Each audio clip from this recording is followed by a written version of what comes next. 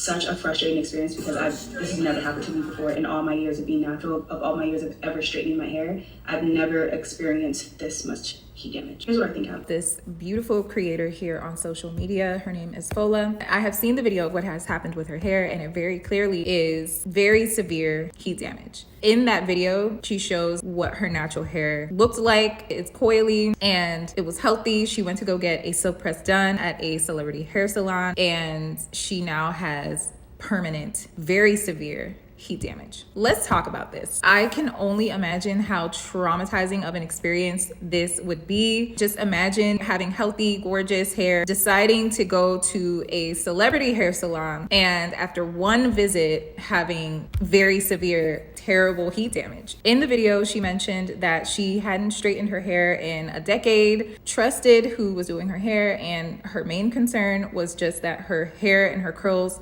reverted back, and unfortunately, they have not, and her hair is completely heat damaged. So we're going to dive in. There are a few things that we need to talk about. One of those definitely being how the ball was dropped from a professional standpoint and as an industry as a whole. And then we're gonna talk about what actually went wrong in the appointment. We're gonna touch on a few points, so let's go ahead and dive in. So first things first, through watching the video, there were a few red flags. So red flag number one was that the stylist did a hot oil treatment before the press. Hot oil treatments, though they can be done without any potential damage, it just isn't ideal before a silk press. You run the risk of pretty much deep frying your hair during the press with oil residue. And so with a silk press, yes, you definitely want to be using a treatment, but use a water-based treatment. Red flag number two was the stylist needing to wash out the hair in the middle of the blow dry because she noticed that there was still some of the oil residue left in the hair from the oil treatment. If you're noticing that there's oil on the hair during the blow dry,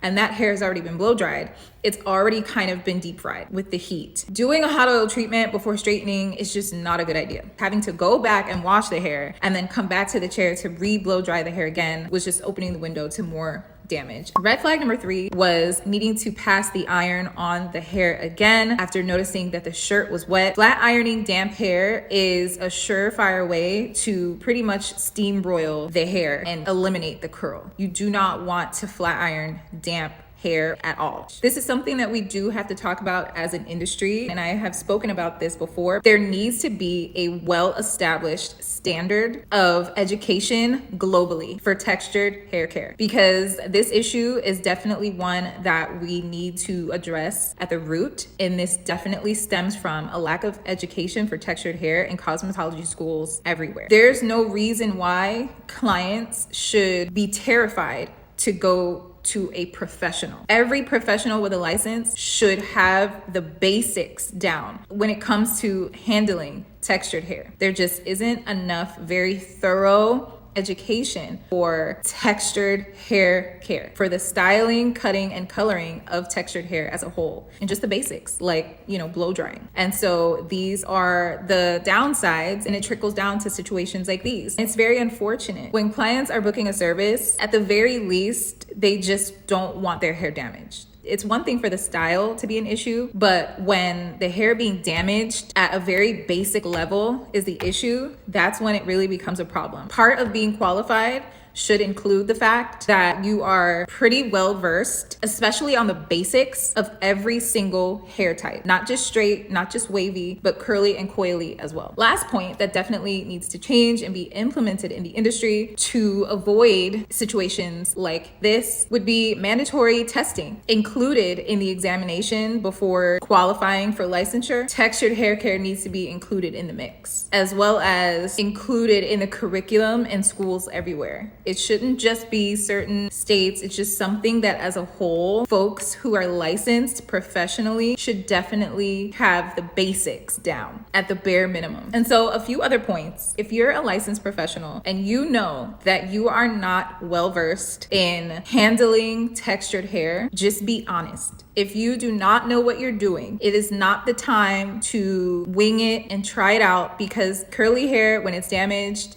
it's bone straight and there's no going back. The best thing that you could do for your career, for your reputation, for your clients, for the salon that you're working for is to just be honest. Clients respect you more when you're honest, And frankly, situations like these 100% could be avoided if there was just some honest communication. It's not worth it to risk your credibility and your reputation just because you want to wing it or you just want to make money. Like, it just isn't worth it. It's just so much better to just be honest. Also, salon owners, when it comes to textured hair especially, it is so important that stylists are vetted before they hit the salon floor. Salon owners, make sure that your stylists know exactly what they're supposed to be doing to avoid potential situations like these. Your stylists and the work that they do are a representation of your establishment, of your business, and of your reputation as well. If you're a salon owner, definitely keep this in mind. And finally, I want to share some tips and recommendations for how to move forward, especially with heat damaged hair. Here are some tips that I would offer to help nourish, strengthen, and hydrate your hair during this transitional period where you're transitioning out of heat damaged hair. The first thing would be completely eliminate all kinds of heat, period. Fola did say that she hadn't had a silk press in about a decade, so I'm sure that heat styling her hair again wouldn't be something that she's even thinking about. But when you have heat damaged hair, the first thing that you want to eliminate is just any more heat. So this includes blow drying and flat ironing. I would definitely up the protein and moisture treatments. Bond strengthening treatments are also going to be great. I would recommend pre-pooing with a bond treatment first, rinsing that out, shampooing, conditioning, and deep conditioning with a moisturizing and strengthening treatment. I would definitely recommend